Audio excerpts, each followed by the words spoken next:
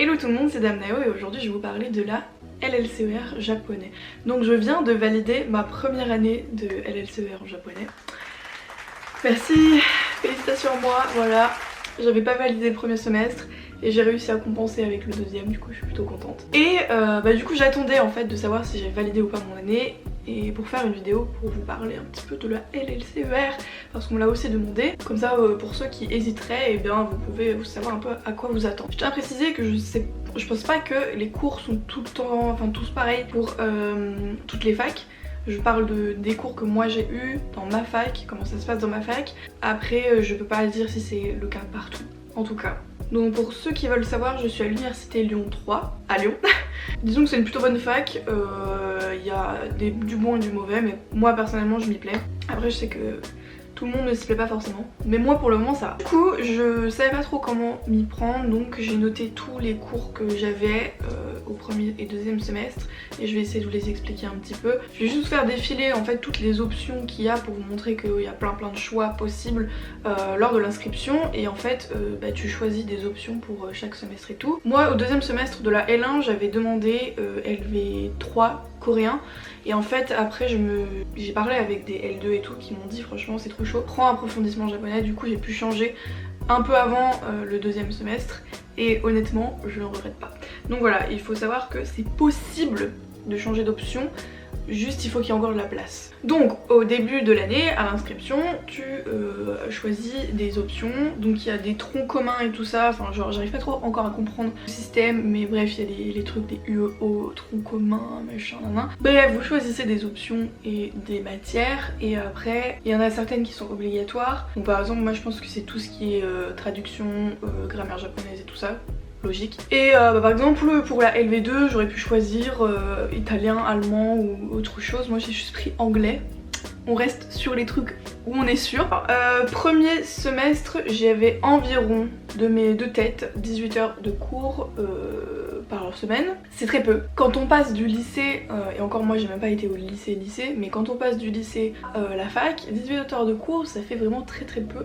Et ça fait bizarre, mais je sais que je faisais partie de ceux qui avaient le moins d'heures de cours. Ce que j'avais cru comprendre quand je discutais avec les autres, c'est que ouais, j'avais vraiment très peu d'heures de cours, mais je vais pas me plaindre. Mais je vais parler un peu plus après du travail à faire chez soi et à quoi s'attendre et tout ça. J'avais la grammaire japonaise qui était en cours magistral, donc en amphi. Je crois qu'on avait 2 heures par semaine, un truc du genre. Et est-ce qu'on avait un TD? Je suis pas sûre, peut-être qu'on avait un TD mais je suis pas sûre, je me souviens déjà plus. On avait thème et version, donc thème et version c'est traduction de français à japonais et de japonais à français en TD. Donc c'était aussi 2 heures les deux chaque par semaine. La pratique orale qui était 1h30 au début là pour le premier semestre et peut-être 2 heures pour le deuxième, mais on n'avait pas beaucoup de pratique orale et je trouve que justement c'est un truc qu'on devrait avoir beaucoup plus parce que c'est super important pour une langue la pratique orale, mais bon. Culture et civilisation en CM, donc ça c'est en gros l'histoire du Japon. Super intéressant, j'ai adoré ce cours, mais par contre le prof il était trop cool, super intéressé par ce qu'il faisait, enfin ça se voyait qu'il connaissait ce dont il parlait. Par contre il notait vraiment comme un bâtard, donc du coup j'ai dû avoir genre 7 ou 8 au partiel. Anglais du coup en TD, ça c'était trop cool, les profs d'anglais, j'ai eu 2 profs d'anglais du coup pour chaque semestre et les deux des crèmes, ils étaient trop bien, j'ai eu une américaine et une anglaise. Je pense que c'est les meilleurs profs d'anglais que j'ai jamais eu de ma vie. Ils étaient super intéressants, même si j'avoue que j'apprenais pas grand chose parce que je crois que j'étais dans un niveau B2 et moi j'ai plutôt le niveau C1, donc j'apprenais pas des masses, mais au moins j'ai eu des notes faciles. Deuxième semestre j'ai eu 17,50 de moyenne.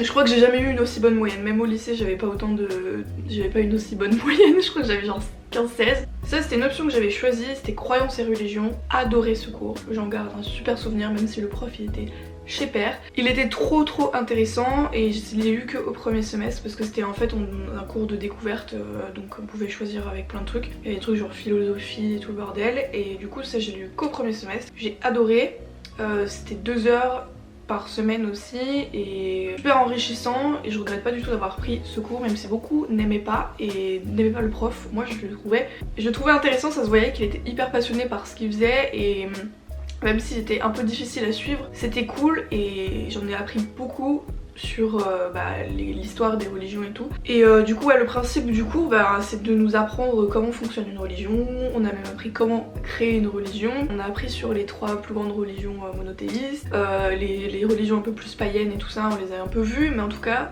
trop enrichissant, très intéressant. Donc si vous avez le choix d'avoir ce cours un jour, moi je vous le recommande, même si je sais que ça plaît pas à tout le monde. Littérature japonaise qui était aussi en CM, je crois que je l'ai pas dit, mais croyances et religions était en CM. Littérature japonaise, du coup ça se parle de lui-même, mais en tout cas on n'a pas vu tant que ça la littérature, je trouve. Je pense que l'année prochaine on aura des livres à lire. Et là cette année on en avait pas, on a surtout vu tous les empereurs et tout leur bail. On a un peu vu aussi la religion japonaise, on a vu un peu les genres littéraires qui existaient au Japon, mais en tout cas c'est pas rentré trop en détail et la prof était très confuse dans ce qu'elle racontait. C'était très difficile de la suivre et j'ai pas trop aimé son cours honnêtement. À la fin honnêtement j'arrivais plus à m'intéresser, même si au début j'essayais, à la fin mes cours ils étaient quasiment vides mais j'ai essayé de suivre tout le long. Et expression française que j'avais et en TD et en CM, donc 1 heure de chaque. Ce cours il était vraiment nul, je crois que personne ne l'aimait, de tous les gens avec qui j'ai pu parler. Parce que tous les LLCER l'avaient, je sais pas pour les LEA mais en tout cas tous les LLCER l'avaient. Et tout le monde le détestait ce cours, il était chiant à mourir. Mais j'ai quand même réussi à avoir la moyenne je crois au premier semestre. Et heureusement que c'était que au premier semestre. Et en gros c'est du français. Tout simplement on t'apprend, au début on nous a bassiné avec les différents registres de langage. Donc genre soutenu, courant et familier. On a revu un petit peu l'histoire du français, comment les langues se sont un peu créer tout ça, mais honnêtement c'était chiant plus qu'autre chose. Au deuxième semestre donc j'avais beaucoup moins d'heures de cours parce qu'il y avait quelques cours du concours disparu, donc croyances et religions ça fait déjà moins 2 heures, et je crois que genre culture et civilisation avait moins d'heures, mais honnêtement j'arrive plus à savoir pourquoi on s'est retrouvé avec moins d'heures. Mais là je crois que le deuxième semestre j'avais à peu près 13 heures de cours par semaine. Il faut savoir aussi que ça dépend des options que vous prendrez, parce qu'il y a des gens qui ont pris c'était quoi, pas philosophie mais bref il y avait une option qu'ils avaient pris, en fait ils se sont fait niquer parce que ils avaient un CM et un TD, et les TD on est obligé d'y aller, donc du coup ils avaient genre 4 heures de plus, genre ils avaient 4 heures de ce cours là, et moi genre l'option que j'avais prise j'avais genre 2 heures. Donc du coup en fait ça dépend un peu des options que vous prenez. Si vous voulez pas faire trop d'heures, vérifiez bien. Moi en tout cas dans ma fac ils disent le nombre d'heures qu'on a à faire. Donc bref, j'avais grammaire japonaise en CM encore, donc je sais plus si je vais TD. Thème et version toujours en TD, la pratique orale toujours en TD, l'anglais toujours en TD, encore la culture et civilisation japonaise qu'ils ont renommé histoire culturelle. Je ne comprends pas pourquoi le premier semestre et le deuxième semestre n'ont pas de nom, pas le même nom, parce que c'est la même chose. J'aimais toujours autant ce cours, ça nous apprend plein de choses sur l'histoire du pays et aussi du coup la culture, parce qu'en fait on a vu comment ça fonctionnait la famille japonaise, comment ça fonctionnait leur politique, leur mentalité et tout ça, donc hyper intéressant, hyper enrichissant. Moi j'ai adoré ce cours, même si beaucoup l'aimaient pas, moi j'ai trop kiffé. La linguistique, alors ce cours est intéressant, vraiment, ça nous apprend des choses qui ont vraiment du sens et qui peuvent être utiles, surtout quand on apprend une nouvelle langue, et ça apprend aussi à comprendre comment les langues fonctionnent et tout ça. Pour ceux qui savent pas ce que c'est, la linguistique en gros c'est un peu la science de la langue. Je vous mets la définition ici parce que même moi au début j'étais en mode c'est quoi en fait la linguistique. Donc c'était très compliqué comme matière, j'ai eu vraiment beaucoup de mal à comprendre parce que c'est pas très concret en fait comme chose, la linguistique, et je trouve que c'est assez difficile à comprendre, mais moi c'est peut-être mon cerveau qui a du mal, parce que je sais pas, je trouvais que c'était pas très concret en fait comme matière, mais très intéressant, et je pense que ça a un peu intéressé beaucoup de personnes. Le prof était un jeune et je crois qu'il était encore en train de faire sa thèse, et ça se voyait qu'il était vraiment hyper passionné par ce qu'il racontait, et moi généralement les profs qui sont hyper passionnés je les écoute, même si à la base genre j'ai pas envie de devenir linguiste, mais du coup j'écoutais quand même son cours avec attention, même si c'était difficile de comprendre. Et on a eu de la chance du coup avec le corona, on n'a pas eu de partiel, donc du coup yes, j'ai évité une mauvaise note. Ensuite ça c'était une option que j'avais choisie du coup pour le deuxième semestre à la place du coréen, qui est l'approfondissement japonais. Alors on avait un TD pour les kanji, donc en fait c'était juste un cours où le prof il nous donnait une liste de kanji et il nous donnait des exemples de phrases avec les kanji, un peu des exemples pour essayer, parce qu'en fait avec les kanji des fois on peut voir des images dans les caractères, et du coup bah, il nous donnait des dessins et des moyens mnémotechniques, les différentes prononciations, donc du coup c'était juste 2 heures d'écriture de kanji. Mais du coup en vrai ça m'a plutôt pas mal aidé, même si j'avais déjà beaucoup avancé de mon côté.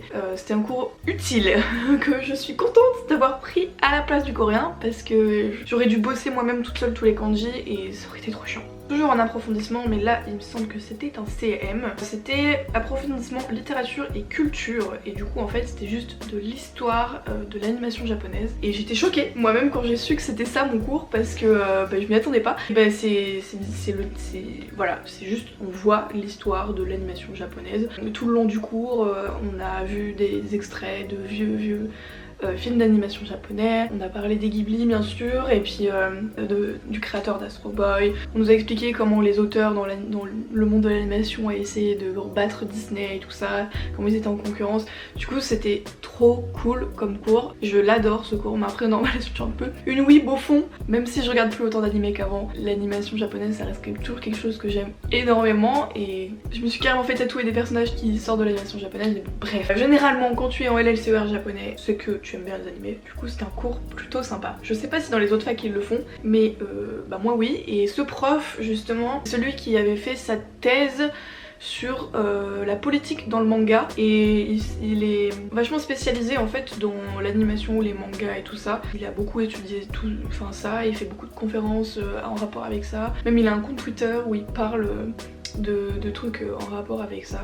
Il s'y connaît vraiment dans cette branche là, et du coup super cool. Je vais pas arrêter de le dire, mais j'ai trop kiffé ce cours. Et en plus à ce qui paraît, on m'a dit que l'année prochaine il y aura un cours sur le yaoi. Apparemment il va parler du yaoi, donc j'attends de voir, je vous raconterai si j'ai eu un cours sur le yaoi. Du coup je crois que c'est tout ce que j'avais comme matière, si je me suis pas trompée, parce que j'ai plus mon emploi du temps, donc du coup je voulais juste répondre à 2-3 petites questions pour ceux qui se les poseraient. C'est quoi un CM et un TD? Donc ça c'est pour ceux qui sont jamais allés à la fac. Donc CM, cours magistraux.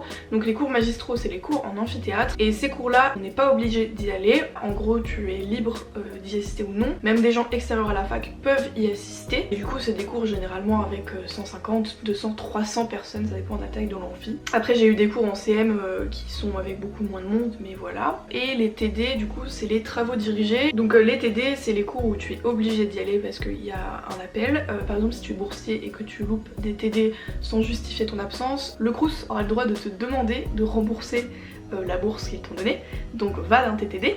Et du coup voilà, c'est des plus petits groupes dont ta promo, et vous allez faire des exercices et faire des cours avec le prof, voilà tout simplement. Les choses les plus difficiles en LLCER japonais et à quoi s'attendre, je dirais que en LLCER du coup, moi il n'y avait pas de L0 dans ma fac. Donc L0 c'est à dire que bah, t'as un peu une petite année de formation entre guillemets. Tu passes directement en L1 et du coup tout va très très vite, et beaucoup de gens de ma promo avaient déjà fait du japonais avant, parlaient déjà plus ou moins. Il y en a qui étaient déjà partis au Japon en échange, il y en a qui faisaient au lycée, il y en a qui avaient appris tout seul mais genre qui avaient déjà un très bon niveau, ou qui avaient tout simplement eu des cours. Donc du coup quand tu es débutant c'est très difficile. Comme on me l'a recommandé, je le recommande aussi. Si vous allez en LLCER japonais et que vous n'avez pas de L0, apprenez pendant les vacances, avant la rentrée, tout ce qui est hiragana, katakana. Ça vous sauvera parce que les premières semaines, imaginez vous arrivez dans un nouvel environnement, on vous donne plein d'informations, vous connaissez pas encore comment s'organise la fac et tout. Ça fait beaucoup d'apprendre de nouveaux alphabets, plus essayer de se repérer dans ce nouvel univers qu'est l'université. Du coup voilà, je vous recommande d'apprendre à l'avance les hiragana et katakana, comme ça vous avez un peu d'avance, vous êtes tranquille, parce qu'on vous laisse, en tout cas moi dans ma fac c'était comme ça, on vous laisse 2 semaines pour les apprendre et c'est tout, et après on considère que vous êtes censé les connaître. Du coup je dirais qu'il y a le fait que ce soit très rapide, tout le long en fait t'as à peine le temps d'apprendre les choses. Genre moi je sais que j'avais au moins une trentaine de mots, voire 40 mots de vocabulaire à apprendre par semaine, plus des kanji, plus les leçons de grammaire qu'on est obligé d'avoir acquis la semaine, pour la semaine prochaine, plus tout ce qui est cours de civilisation, de littérature, machin. Du coup ça fait beaucoup à intégrer, et moi je sais que là j'ai encore du retard à rattraper, mais du coup là j'ai 2 mois pour me bouger le cul, et toute l'année j'étais en train de faire la course contre la montre pour me rattraper mon retard que j'avais pris au début de l'année, parce que je n'avais pas encore l'organisation qu'il fallait. D'ailleurs je vais essayer de faire une vidéo sur l'organisation en LLCE avec tout, enfin bref, je vais essayer de vous donner des petits conseils. Et puis il y a aussi bien sûr les kanji. Les kanji c'est difficile aussi et on a beaucoup à apprendre. Je crois qu'on avait 200-300 pour cette année. Je crois que c'est ça, 300 pour le JLPT 5,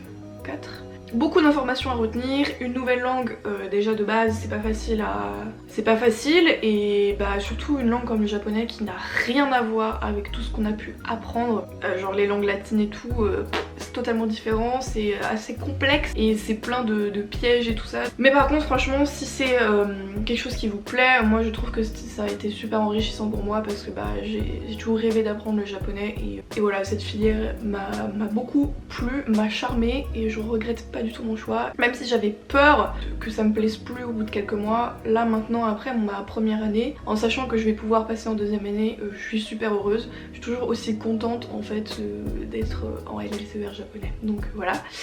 Les débouchés, donc du coup j'ai pris directement ce qu'il disait sur le site de ma fac. Cette formation est le cursus idéal pour les métiers de l'enseignement mais aussi pour les métiers qui comportent une empreinte culturelle forte. Métiers de la documentation, de l'édition, de la traduction littéraire, du tourisme, etc. Donc voilà, il n'y a pas non plus la masse de débouchés. Après je vous avoue que moi je fais ça en n'ayant aucun objectif actuellement. Il faut aussi savoir que si vous sortez juste avec la licence, sauf si vous travaillez au Japon, en France vous aurez probablement rien, donc il faut aller jusqu'au master. Si vous partez en LLCER, partez du principe que vous allez devoir faire 5 ans d'études et pas 3 ans. Voilà, sauf si vous partez au Japon. Au Japon, il y a plus de chances d'avoir un métier avec juste une licence. En fait, il vous faut juste un diplôme généralement. Mais voilà, après ça dépend de vous et votre chance je suppose. Donc comme je l'ai dit, moi je suis toujours très heureuse d'être en LLCER japonais, je regrette absolument pas mon choix. Même avec le manque de débouchés, c'est hyper passionnant comme filière. Par contre c'est clair que c'est très littéraire, donc si vous aimez pas la littérature, les trucs comme l'histoire et tout ça, laissez tomber parce que ça va juste vous saouler. Moi je sais que personnellement je suis pas allée en LEA justement parce que c'était avec des trucs comme du droit, de l'économie et tout ça, et je déteste ça. Moi j'ai pas envie de travailler dans soit les trucs de com ou alors dans le commerce, enfin tout ça, ça ne m'intéresse pas. Vous voyez peut-être entre les deux filières si vous voulez apprendre une langue, mais en tout cas sachez que la LLCER c'est vraiment très littéraire, c'est complètement littéraire en fait. Il y a même des choix d'options de philosophie et tout le bordel, donc si vous êtes plutôt un L comme moi au fond du fond, la LCE c'est peut-être pour vous. Si vous avez d'autres questions en rapport avec la LLCE japonais, n'hésitez pas, j'essaierai d'y répondre avec plaisir. J'espère avoir pu vous éclairer un peu plus sur ce que c'est la LLCE japonais et je vous fais des très gros bisous. A plus dans le bus. Ciao.